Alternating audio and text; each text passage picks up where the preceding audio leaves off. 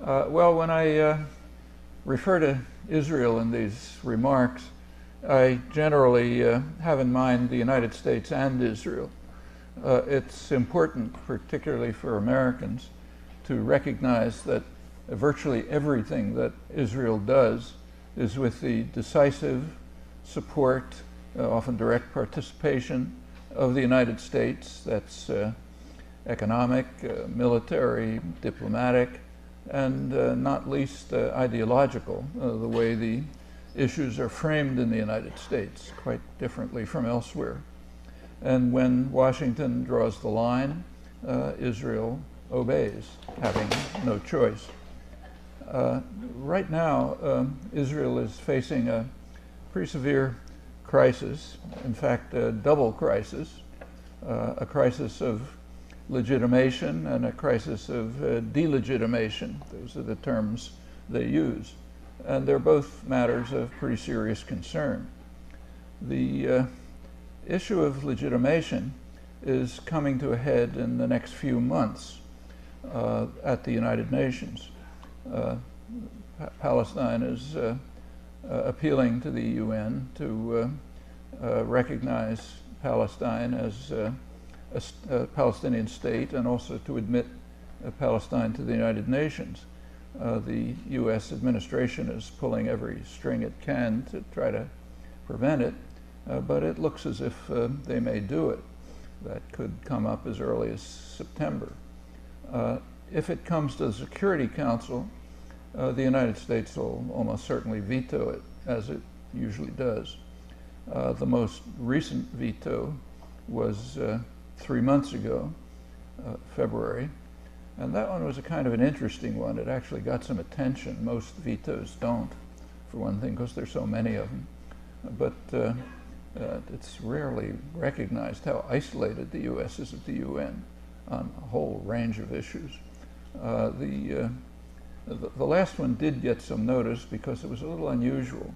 The Obama administration vetoed a resolution affirming Obama's official policy. That got some notice. The resolution called for an end to settlement expansion in the West Bank, which theoretically is supposed to be Obama's policy, but the U.S. vetoed it. If you want to read something embarrassing, take a look at Ambassador Susan Rice's explanation. I thought she should have had the dignity to resign. But anyway, she gave an explanation. The resolution also had another aspect. It declared the settlements in the West Bank illegal. And of course the Golan Heights, which nobody talks about, regarded them, it declared that they were illegal. And it's important to recognize that that's uncontroversial. In fact, Israel itself recognized that back in late 1967. It recognized its highest legal authorities advised it. The Attorney General agreed that any transfer of population into the occupied territories is in violation of the core principles of international humanitarian law, the Geneva Agreements. And technically, the Israeli Supreme Court also recognizes it, but they find various ways around it. It's repeatedly been recognized by the Security Council, and in most recently, a few years ago, by the International Court of Justice, the World Court, with the U.S. Justice in a separate declaration affirming the conclusion that this was technically about the separation wall, affirming that any part of the separation wall, it's about 85%, that's there in order to protect Israeli settlements, is de facto in violation of international law because the settlements are illegal. So that part's not really controversial. The other part of the resolution was reaffirming official U.S. policy, but Obama decided to veto it. The General Assembly in the coming session is a little different. The United States can't veto General Assembly resolutions, so it'll probably be another one of the familiar resolutions. Again, not just on Israel, on a whole range of topics. overwhelming, that rarely gets reported, but there's vote after vote, which is, 180 to 3 or something like that. The U.S., Israel, sometimes some Pacific island or something like that. Sometimes it's even worse, sometimes 150 to 1, the United States. So it'll probably happen again. It probably won't get reported. Recognition of Palestine is already quite overwhelming, including important countries like Brazil, which is the most respected, influential country in the South, other South American countries, and quite a few others. In fact, Palestine is now recognized by about over 100 countries, including about 85–90% of the world's population. That's far more than recognize Kosovo. But in the case of Kosovo, the admission to the United Nations is implemented because there's only one vote that counts in a world that's run by force and violence, not law. That's the one with the big stick. So the United States supports Kosovo, so therefore it's in, whatever the world thinks.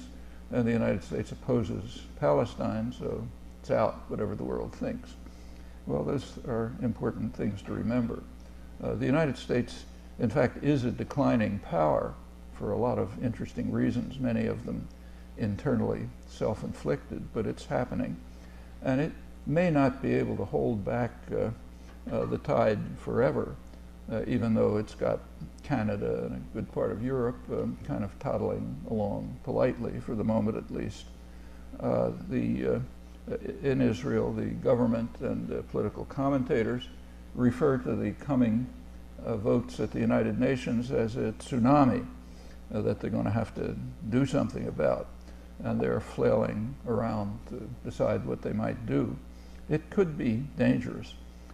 It's an unpredictable, violent state with plenty of force behind it. And it has a doctrine, it goes back to the 1950s. The doctrine back to the 1950s is that if we're pressed too far, we'll go crazy. Nishtagea is the Hebrew. Now, back in the 1950s, there weren't a lot of ways they could do that. But by the late 60s, there are. It's a powerful nuclear state. They might do all kinds of things. I hate to think about it, but one possibility is another attack on Gaza. There's bombing of Iran. Who knows what they'll do. But something might happen. I suppose they don't know themselves, but so of course we can only speculate. That's the legitimation of the tsunami is it took another step forward just a couple days ago with the unification of Hamas and Fatah under Egyptian initiative, and that's important. The fact that it was Egyptian initiative and it went forward is a reflection of the really quite dramatic, spectacular changes that have been taking place in the Arab world and North Africa in the last couple of months, the Arab Spring as it's called.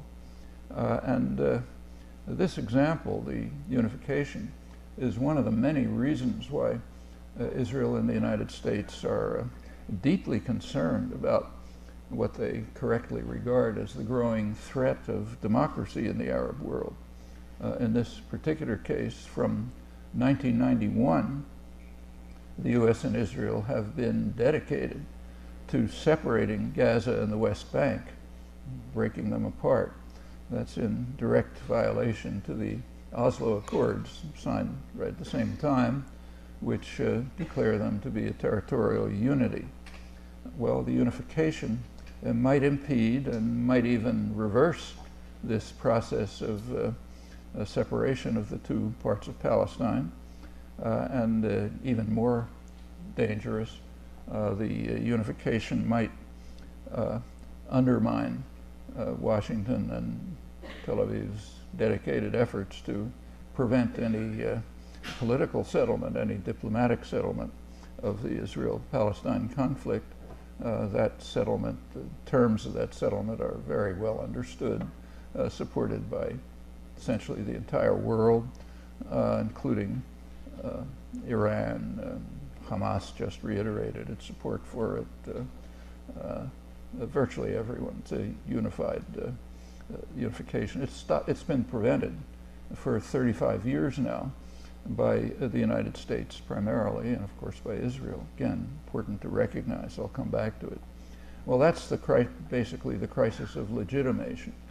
There's also a crisis of delegitimation that Israel's facing, and that's the term that's used when you read, say, the Israeli press.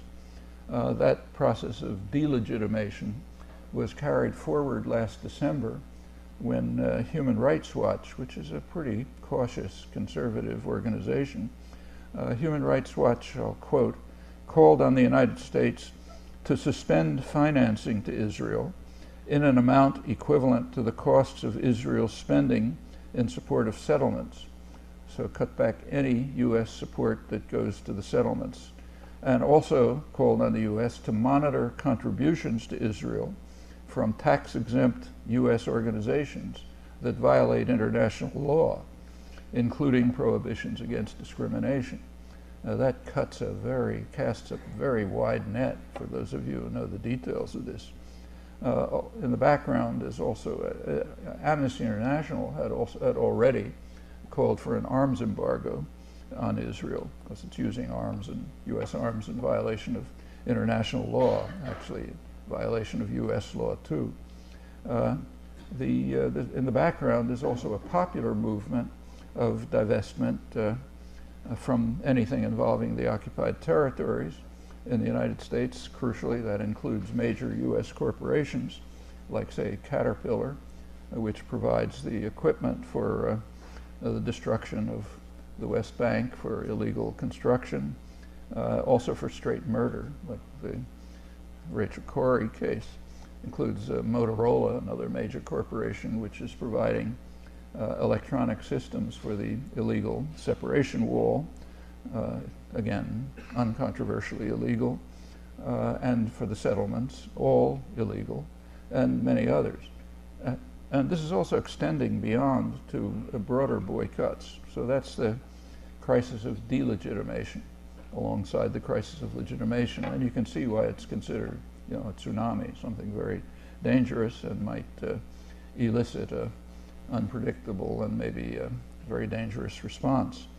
Well, there's a good reason why the United States fears democracy in the Arab world. To find out why, all you have to do is to take a look at polls of Arab public opinion. They're certainly known to planners, but they're not published here. And I presume they're not published because the press doesn't want you to know what people think. I can't think of any other reason.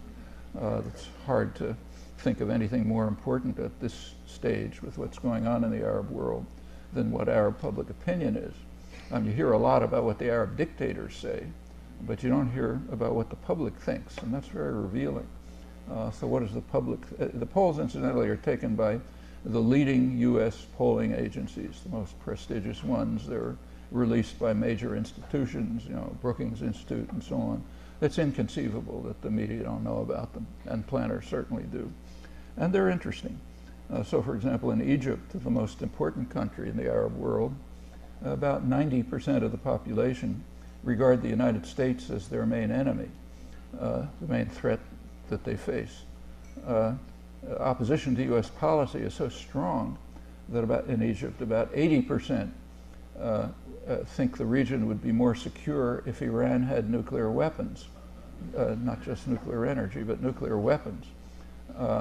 Maybe 10% regard Iran as a threat.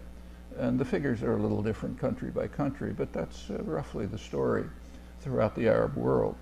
So you can see very clearly why the U.S. and its allies, Israel, of course, and the Western allies, cannot tolerate democracy in the Arab world. Not authentic democracy, at least, the kind of democracy in which public opinion would have some impact on policy. I mean, if it did, the United States not only wouldn't control the region, which has been a primary goal for 70 years, but it would be driven out.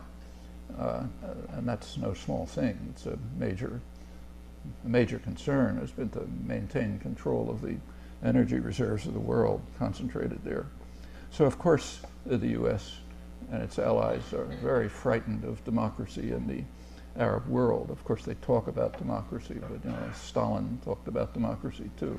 They can't possibly accept it, and will do anything to block it. And if you look closely at the policies towards the various uprisings, you see it clearly. I could come back to that if you like. You should bear in mind that there's nothing new about this. This goes way back, and there's plenty of evidence about it, plenty of documentation, should be on the front pages of the newspapers, certainly should be taught in schools. So let's go back, say, to the 1950s. In 1958, in then classified, since then declassified documents, internal documents, President Eisenhower, 58, raised with his staff a problem that bothered him. He said he was concerned about what he called the campaign of hatred against us in the Arab world, and not by the governments, which are more or less supportive, but by the people, and wanted a discussion of this. Well, right at that time, the National Security Council, which is the highest planning body, came out with a memorandum in which they analyzed that situation. They said there's a perception in the Arab world that the United States supports dictatorships, harsh, brutal dictatorships, and blocks democracy and development, and that we do this because we want to maintain control of their energy resources. And it went on to say that the perception is more or less accurate, and furthermore, that's what we ought to be doing, because we want to control it and democracy would get in the way. Well, that was 1958. You can fast forward to 2001, there's plenty in between, but I'll skip it. And you'll recall that right after 9/11, George W. Bush made a pathetic speech in which he asked, why do they hate us? Eisenhower's.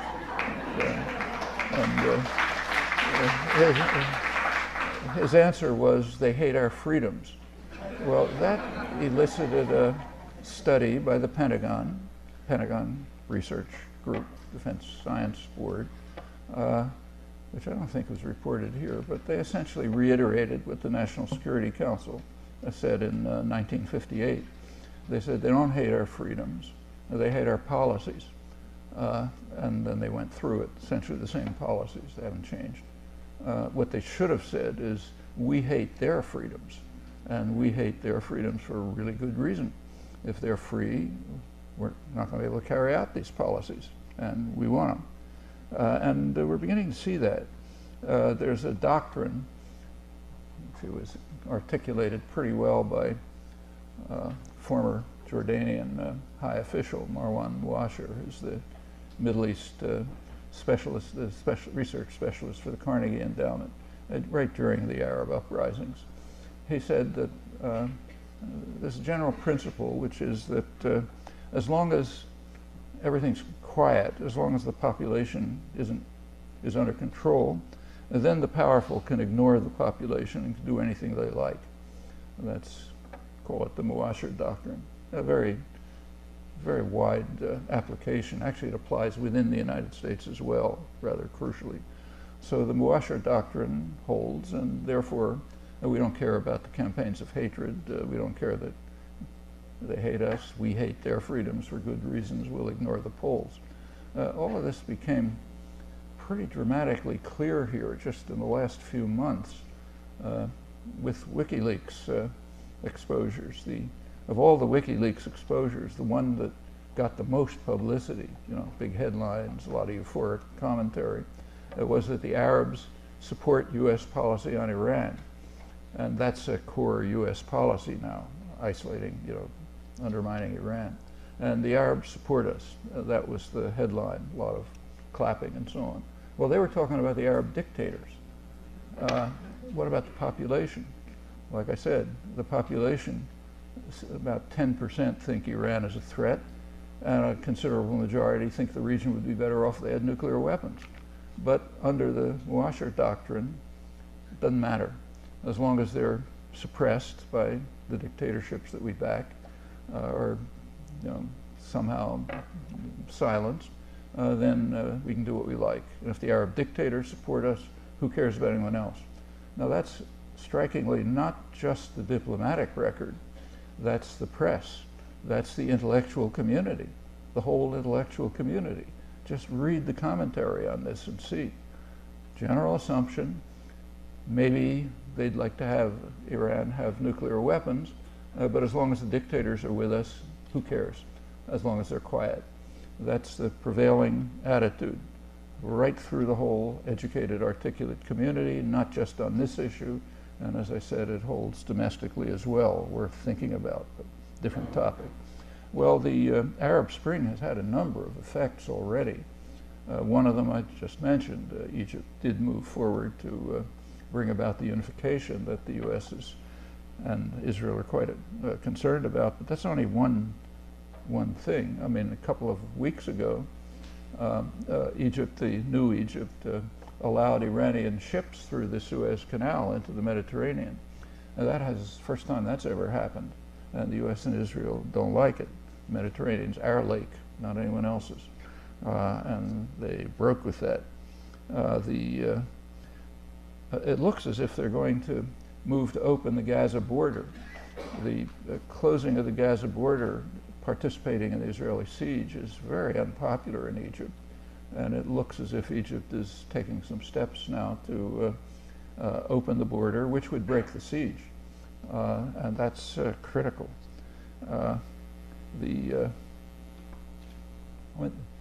In the background is another question which is uncertain. There is a treaty, Egypt-Israel treaty, 1979, which is also extremely unpopular in Egypt among the population. If you read about it here, there's a lot of concern that they may, weaken it or maybe even rescind it. The way it's described here is, literally, New York Times, that the treaty is very important because it helps preserve stability in the region.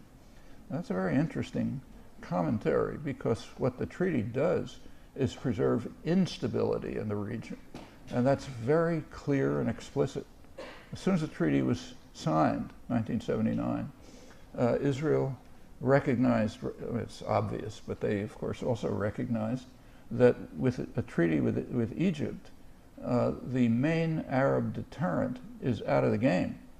Egypt is by far the main military force, the only big organized military force in the region. So with the Arab deterrent gone, Israel's free to proceed with its policies elsewhere. It's kind of trivial.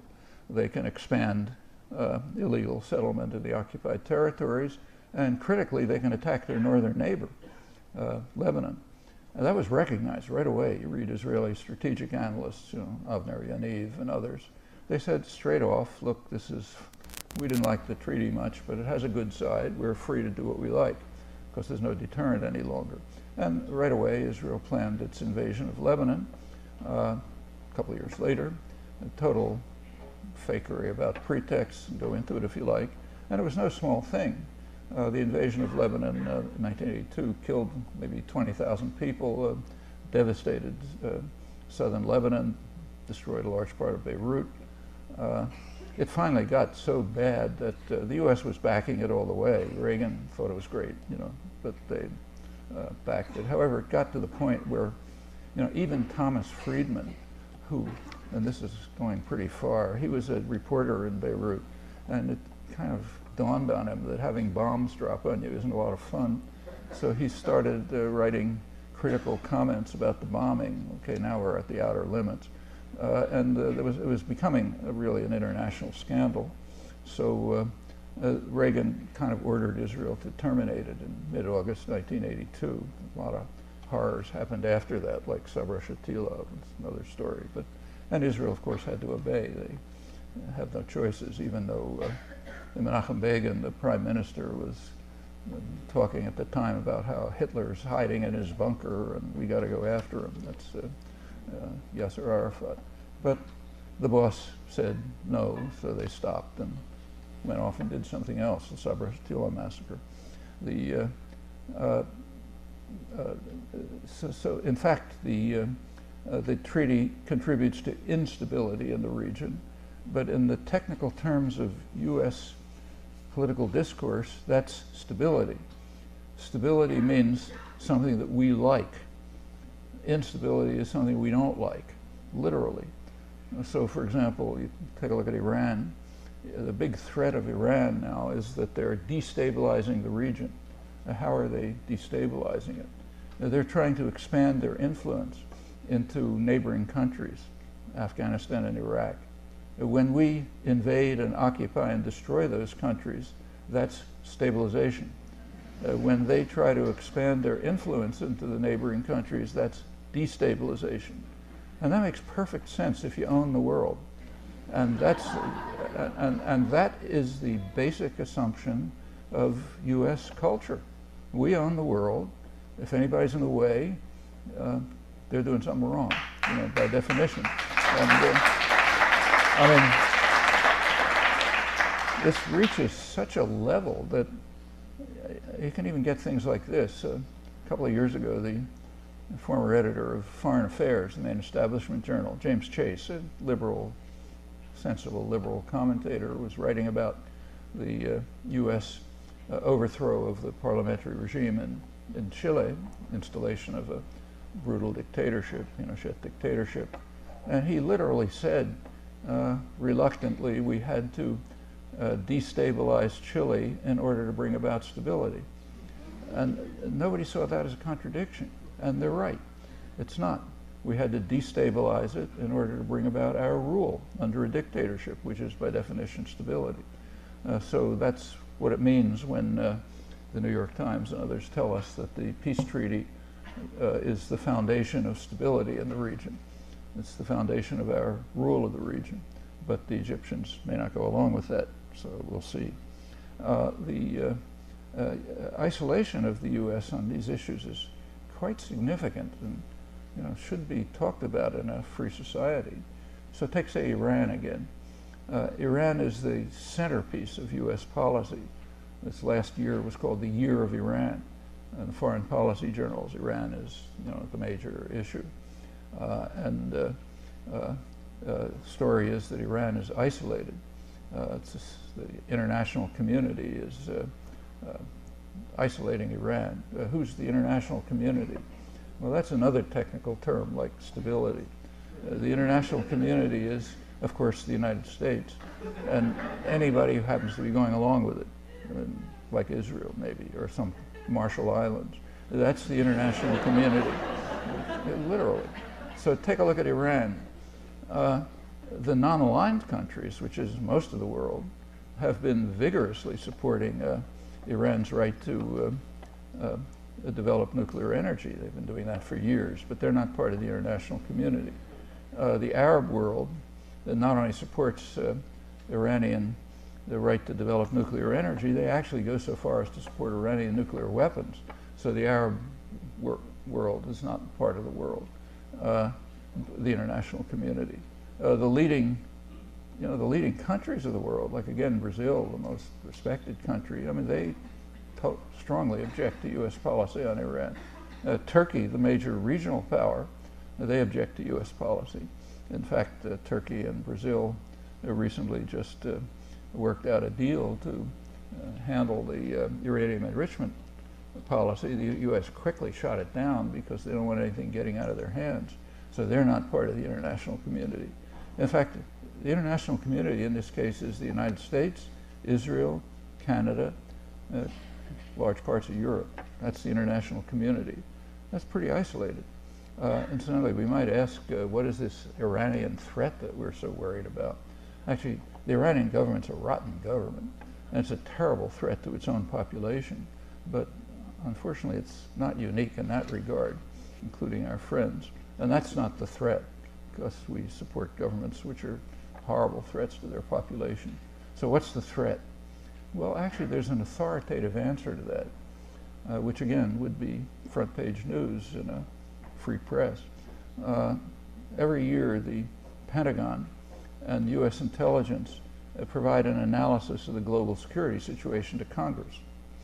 The last one, about a year ago, of course, had a section on the Iranian threat, big section. So what's the Iranian threat? Well, you can look it up on the internet and find out. They point out that the Iranian threat is not a military threat. Iranian military expenditures are very low, even by the standards of the region. I mean, minuscule as compared with the U.S., of course.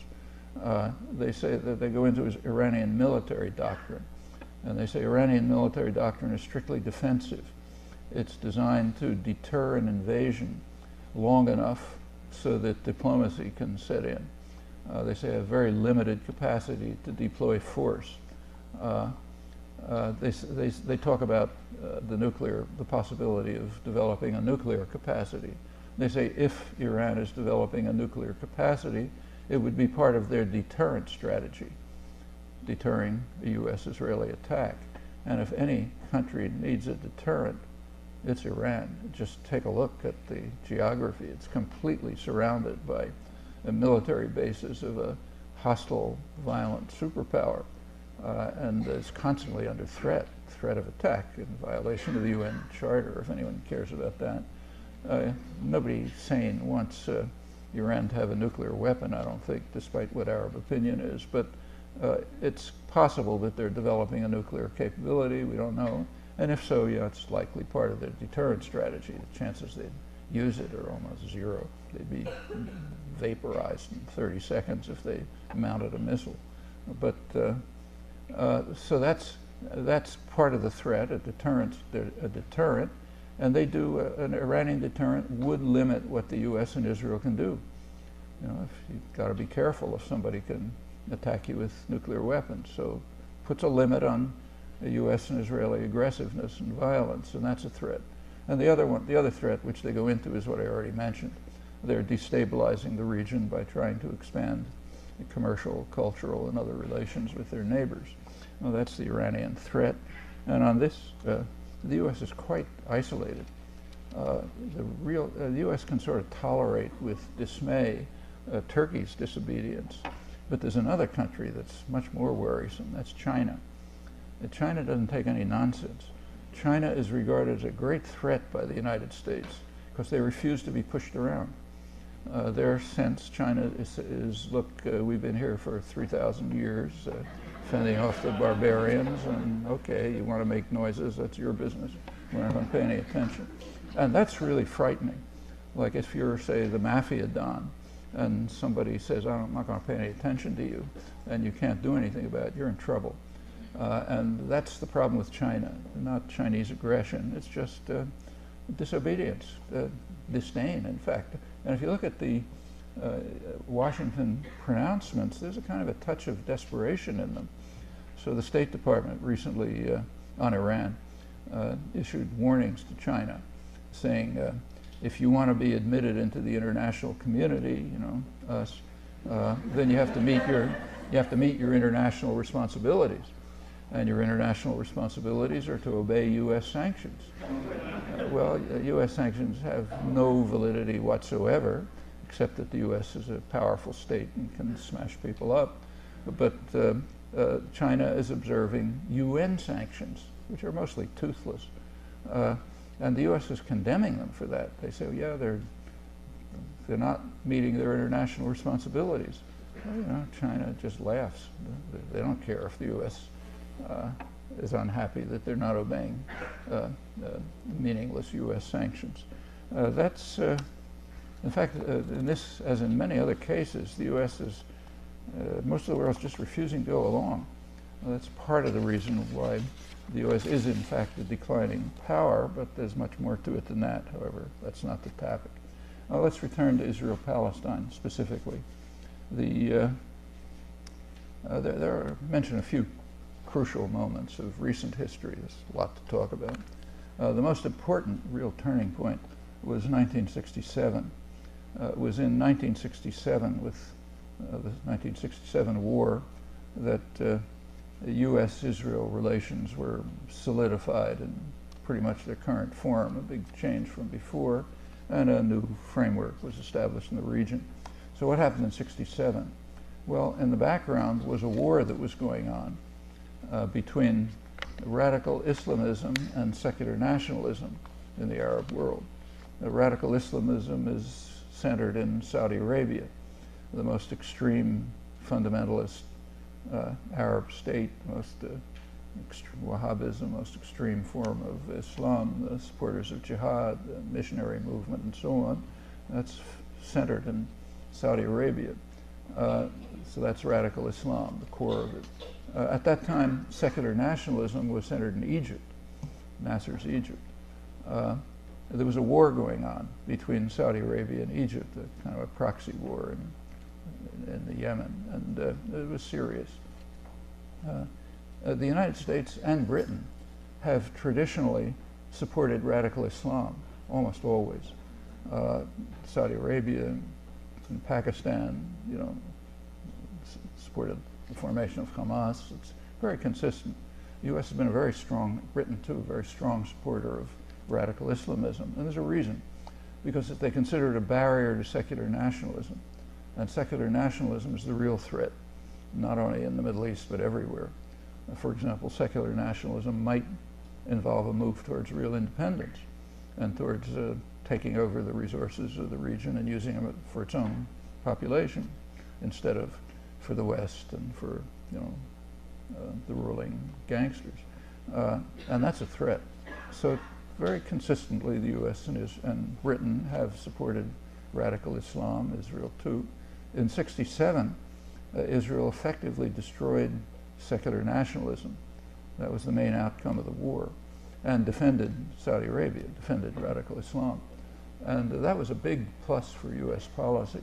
And relations with Israel changed almost totally at that time, militarily, diplomatically, ideologically, in all kinds of ways.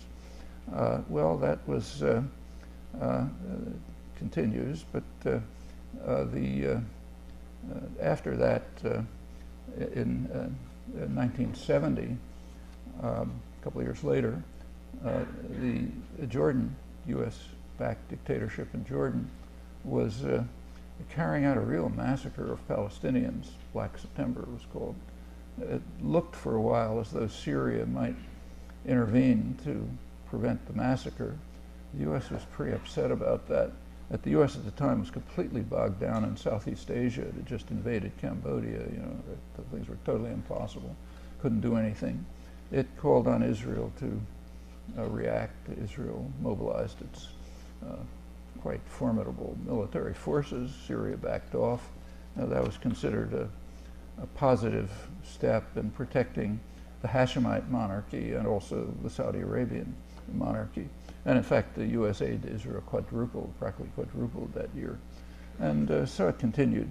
The Nixon was president, and there was a Nixon doctrine, so-called, and the Nixon doctrine was that the way that the U.S. ought to have surrogate states carrying out the dirty work. Couldn't do everything by ourselves anymore. And in the Middle East, there had to be what were called cops on the beat. The cops on the beat who keep the place under control had to be non-Arab. They'd do a better job killing Arabs. So Pakistan, Iran, which was then under the Shah, Turkey, Israel, they're the cops on the beat. Police headquarters, of course, is in Washington, and there's a branch office in London. That's essentially the way you run the region. And Israel was joined as one of the cops on the beat at that time. And that's stayed pretty much like that. Became critical in 1971. It was one of the most important moments in Israel's history, I think. In 1971, the new president of Egypt, President Sadat, offered Israel a full peace treaty. Nothing for the Palestinians. The Palestinian issue hadn't really reached the international agenda then. So Palestinians, some words about refugees. The quid pro quo was that Israel was to withdraw from Arab territory, and in fact, Egypt only cared about Egyptian territory, the occupied Sinai. Actually, Jordan came along a year later with a similar proposal, withdraw from the West Bank. Well, Israel had a choice at that point, a crucial choice, and they made a fateful decision, I think. They could have had almost total security. A peace treaty with Egypt and Jordan, nothing for the Palestinians, Syrians out of the game. That's essentially as much security as you can get in this world. the alternative, and they had to decide, do we want security or do we want expansion? Well, the primary expansion at that time was into Egypt. It was into the Egyptian Sinai. Israel at that time was driving thousands, tens of thousands of Bedouin farmers out of the Sinai. They were laying plans to build a big city, Amit, on the ocean, 1 million people, a lot of settlements and so on. And they decided they'd rather have expansion than security. The question is, what would the U.S. do, as always, and the U.S. went along with them. Kissinger supported that. This is what he called stalemate in his memoirs. No negotiations, just force. Well, that had a lot of consequences. One consequence, it led to the '73 war, which was a very close thing for Israel. Another is it set the stage for what amounts to, I don't have time to go into the details, but since then there's been an essentially permanent choice of accepting expansion over security. Israel could have security right now, well, accepting the international consensus, but they want expansion. And now it's primarily into the West Bank and the illegally annexed Golan Heights, which people don't talk about. The Security Council declared it illegal, but the U.S. didn't care, so Israel does it. And that remains the situation. Well, that was 71, 72. In January 1976, the major Arab states, Egypt, Syria, and Jordan, neighboring states, brought a resolution to the Security Council calling for a two-state settlement. By then, the Palestinian issue had reached the international agenda. So they called for a two-state settlement on the international border, the recognized international border, so-called Green Line. And then the resolution added the standard wording of the major diplomatic documents, UN 242, recognition of the rights of every state in the region to live in peace and security within secure and recognized borders. It's basically the resolution. The U.S. vetoed it, vetoed a similar resolution in 1980. The Security Council's ruled out, shifted to the General Assembly, and then you get these annual votes with, 151 to 3 and so on, year after year. The most recent one is February. The next one will be this winter session, very likely. Well, that's, meanwhile, settlement expansion continued. The Oslo agreements came along in 1993. It was a total disaster for the Palestinians, quite predictably. I don't say it in retrospect, I just wrote about it immediately because it was obvious. The pace of settlement increased steadily right through the 90s. Actually, the peak year was year 2000, Clinton's last year. Gaza was closed off, separated from the West Bank in violation of the Oslo Treaty. That's been U.S.-Israeli policy since. I'll quote Amira Haas, one of Israel's leading journalists, wonderful journalist, and also their main specialist on Gaza. She's lived there for years.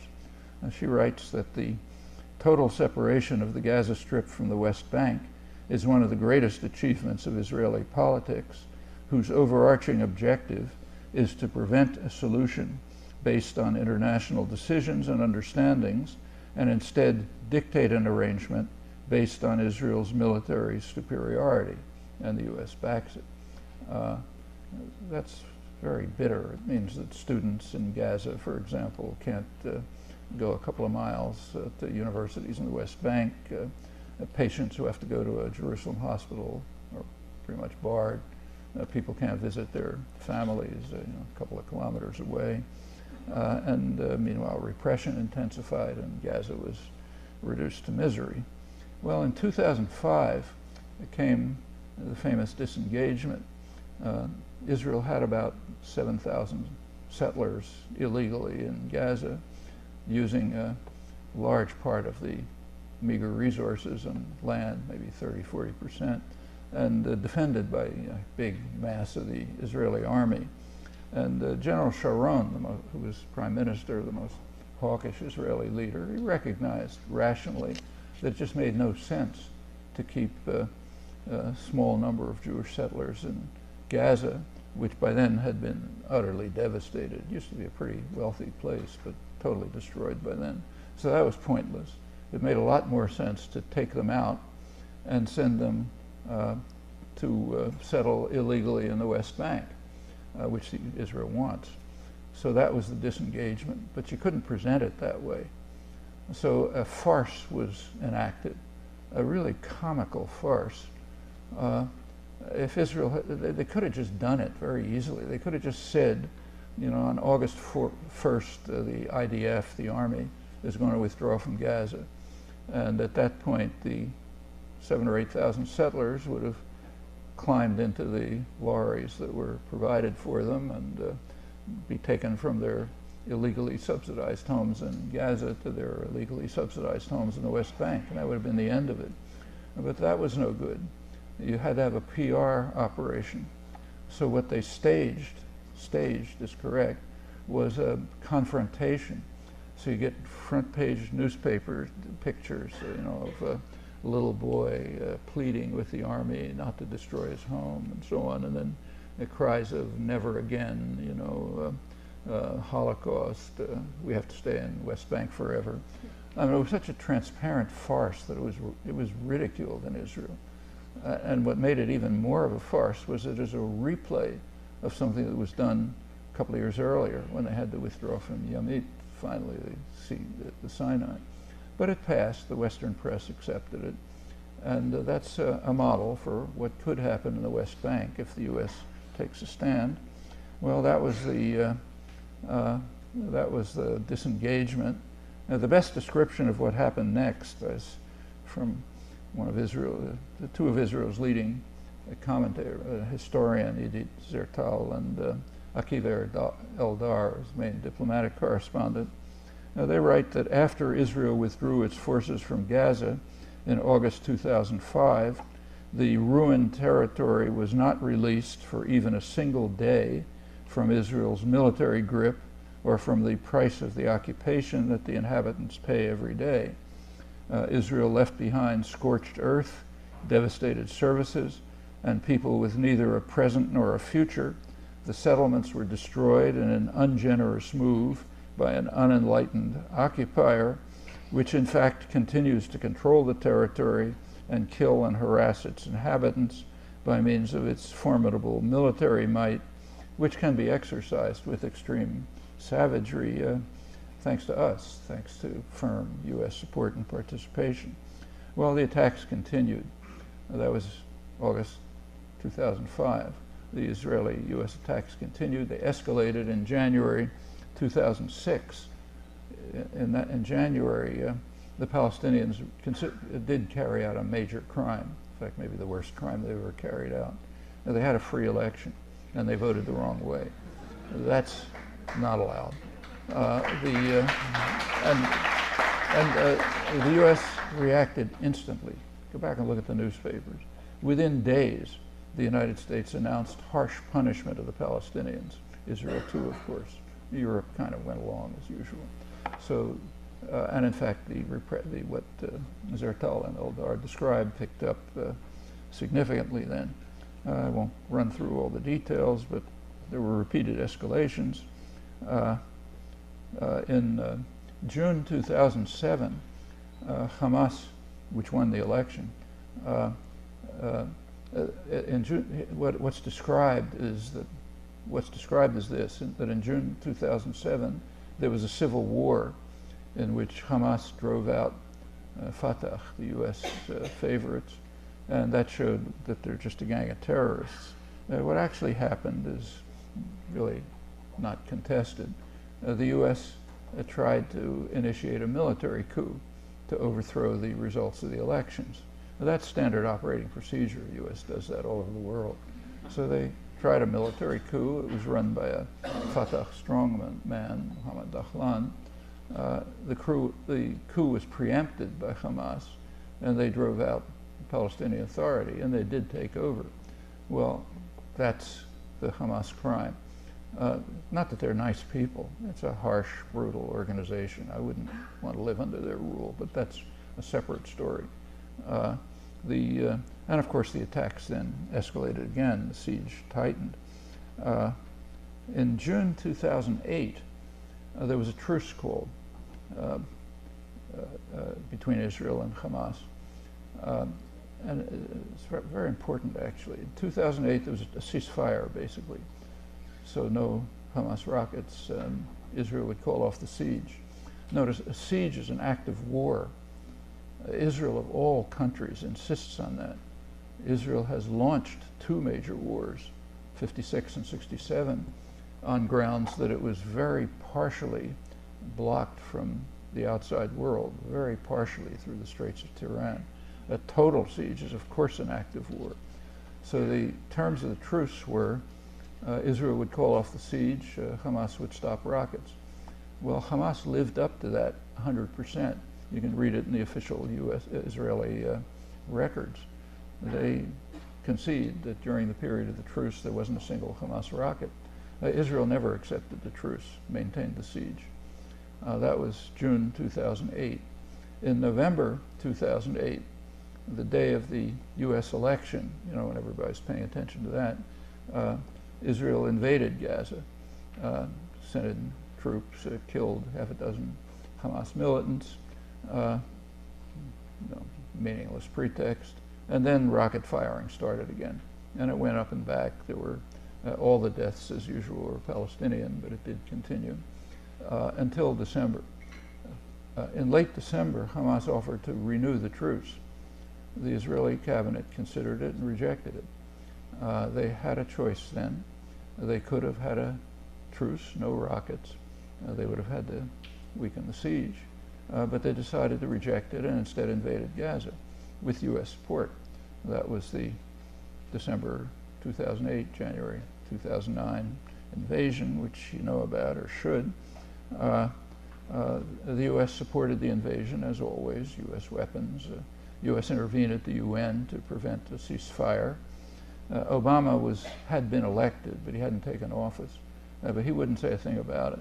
His line was, there's only one president, so I can't say anything. President is Bush. He was saying things about all kinds of other topics, like Pakistani terrorism and so on, but couldn't say anything about this, a US attack on Gaza, which was destroying it. The attack was very carefully calibrated so that it would end hours before the inauguration. And it did. That saved Obama the necessity to say anything about it. Now he was the one president, but it had stopped, so he could give the usual story about let's forget about the past and look forward to the future and so on. Very convenient story for those who hold the clubs. Others don't like it much. So that right after that, Obama gave his first and in fact only major speech on Israel-Palestine. It was an interesting one. He made one good move. He appointed George Mitchell as his negotiator. It was a sensible move. However, he immediately undercut it by making it clear that Mitchell would have no authority. The way he did that was clever enough so that the press and commentators could pretend they didn't understand it. What he said was, take a look at it, it's about January 28th, something like that, 2009, roughly. He said there's now a great chance for peace. We ought to move forward for peace, peace process. He says there's a constructive plan on the table, the Arab peace plan. He said finally the Arabs have come along with the plan. Actually, they came along with it in 1976, but let's forget about that. But now the Arabs have come along with a plan, and their plan calls for normalization of relations with Israel. And he called on the Arab states to move forward with their plan and normalize relations with Israel. Well, Obama is an intelligent, literate person. He can read, Harvard degree, and so on. He knows perfectly well that that's not what the plan said. The plan reiterated the international consensus on a two-state settlement and went even beyond it. It said, once that's established, we should move on to normalize relations with Israel. Well, Obama carefully omitted the guts of the plan and said normalize relations with Israel. Now that's his way of telling the world we're not going to do anything. We're going to block peace, which is exactly what it meant and exactly what happened. Settlement expansion continued. Obama claimed to be opposed to it, but he made it very clear to Israel that the opposition didn't mean anything. He was asked, his spokespeople were asked at press conferences, are you going to do anything if Israel violates your demand to end settlement expansion? He said, no, this is just symbolic. In other words, Mr. Netanyahu, go ahead and do whatever you like. He was asked specifically, are you going to do what the first George Bush did?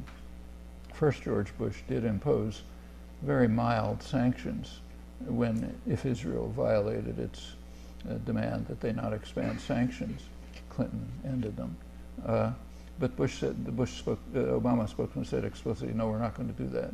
We're not going to do what Bush did, just symbolic. So it's a clear statement, go ahead and expand the settlements, which is exactly how it was understood. Meanwhile, George Mitchell was kind of displaced by Dennis Ross. Ross comes straight out of AIPAC. He was Clinton's negotiator. His position, as he says, is there's an asymmetry between Israel and Palestine. Israel has needs.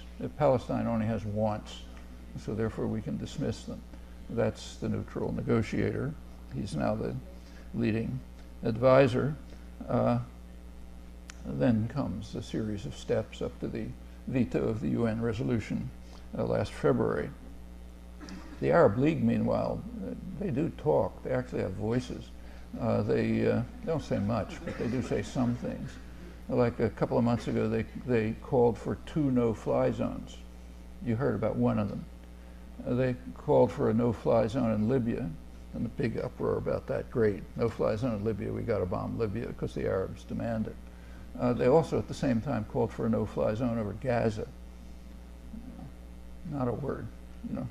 Actually, you can read about it. You can read about it in the London Financial Times, the main international business journal. Some around the corners in the United States you could read about it, but no national press. That no-fly zone over Gaza didn't conform to U.S. policies, so therefore that one didn't exist. Let's go on to what the options are now. What are the options today? Well, and there's a lot of commentary about this, of course, and the way it's usually phrased is that there are really 2 options. One is the 2-state settlement, which has been the international consensus for 30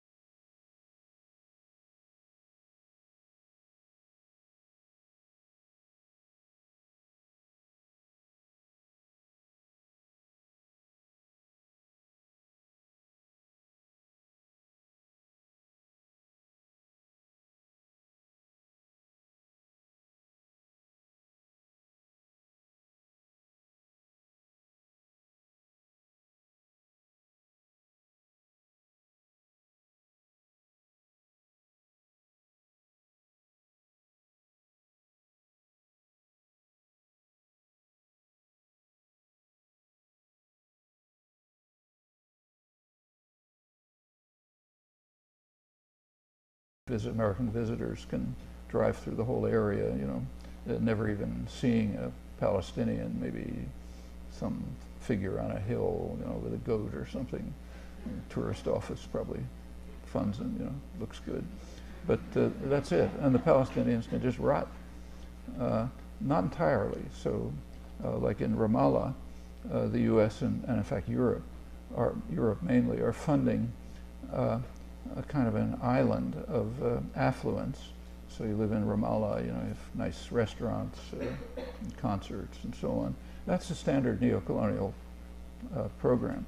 You go to any third world country, any miserable colony, you can find islands of affluence and you know, glamour and so on beyond what we have. That's for the elites, and that shuts them up. And meanwhile, the rest just collapses. They can leave if they want. Well, that's the third option, and that's the one that's being implemented. So we don't have to speculate about it. It's being implemented. You're paying for it, or your parents if you're not old enough to pay taxes. And that's what's going on before our eyes. So that's the real option, and the choice is that or two states. There is no third option at this point. You can think in the longer term, you know, maybe down the road there'll be something better, but there's got to be a first step, and the first step is two states. There's no other proposal. It's now argued very commonly that that's impossible. The settlements have gone so far that it's impossible. Well, the world doesn't agree. That's why you had the February resolution. The world thinks it's possible. The Palestinians think it's possible, both factions, Fatah and Hamas, which again reiterated its support for it. So I think there's reasons to believe it is possible. What's crucial is, as always, what the U.S. will do. If the U.S. if the U.S. joins the world, it'll be possible, and Israel will go along because they don't have any choices.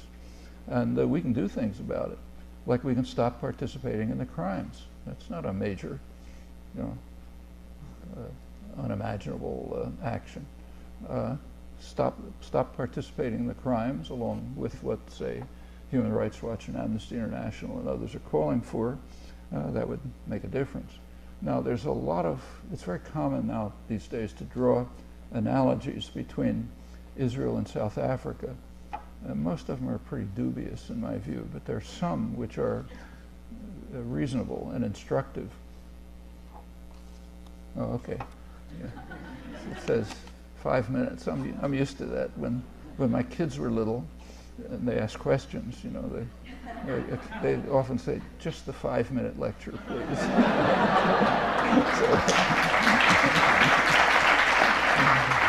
So now you're going to get the 5-minute lecture. There's one analogy between Israel and South Africa which is very real and never discussed, probably because it's real. Around 1960, the South African government, nationalist government, recognized that they're becoming an international pariah. And the South African foreign minister called in the American ambassador. We have the documents now, and he talked to him. He said, look, we're getting voted down by everyone in the UN, now everyone's opposed to us and so on, but you and I both know that there's only one vote in the UN, yours. So as long as you're with us, we don't really care what the rest of the world thinks. And that's pretty much what happened. If you look through the following decades, by the a big anti-apartheid movement did develop. By around 1980, American corporations were pulling out, Congress was passing sanctions, the UN had already declared an embargo. Nobody was supporting apartheid. It was overwhelming opposition. But the only person who was supporting apartheid was Ronald Reagan and his administration. They were strong supporters of apartheid, and they continued to support it in the framework of of the war on terror.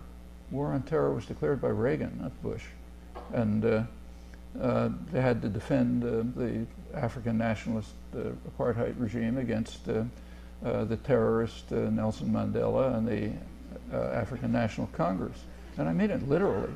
In 1988, the White House declared the ANC, Mandela's ANC, to be one of the more notorious terrorist groups in the world. So of course we had to support the white nationalist regime. In fact, Mandela himself only got off the terrorist list about 2 years ago. So now he can come to the United States without a special,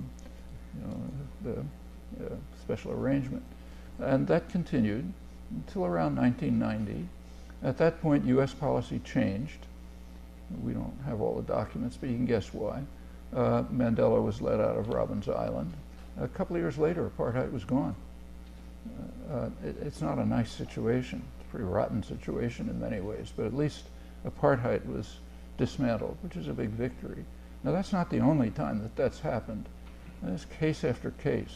When the boss lays down the law, people have to do something.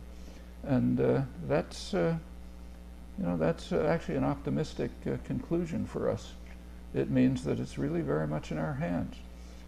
If we take the right kinds of actions, if we're capable of, if our own society is democratic enough so that popular opinion makes a difference, which it should be, and if it isn't, we have a lot to worry about, not just this, then plenty of things we can do to change that, to compel the United States to join the world on this issue as well as others.